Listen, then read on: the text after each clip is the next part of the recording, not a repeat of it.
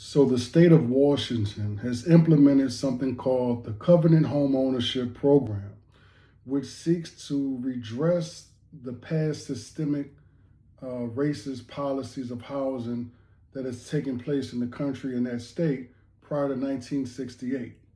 This lady, her name is Monica Harris, has filed a lawsuit, her and her nonprofit organization, against the state of Washington, stating that this program is unfair and it violates the Fair Housing Act of 1968.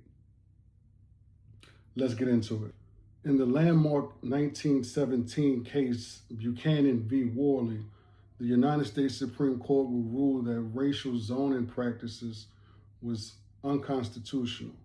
And from that point forward, the new form of the racial zoning policies would be done through restrictive covenants that was placed on mortgages. Realtors and brokers at that point not showing listings to African Americans, FHA not insuring mortgages if that mortgage was issued to anyone who might be an African American.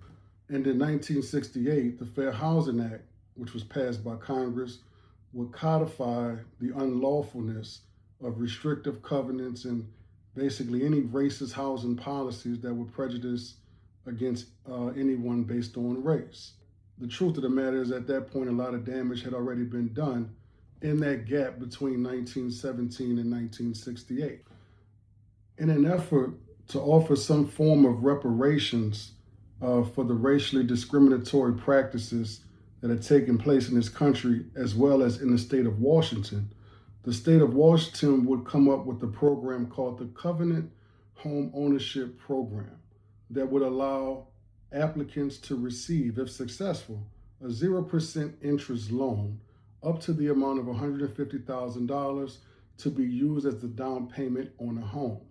And in 5 years, that loan can also be eligible to be forgiven.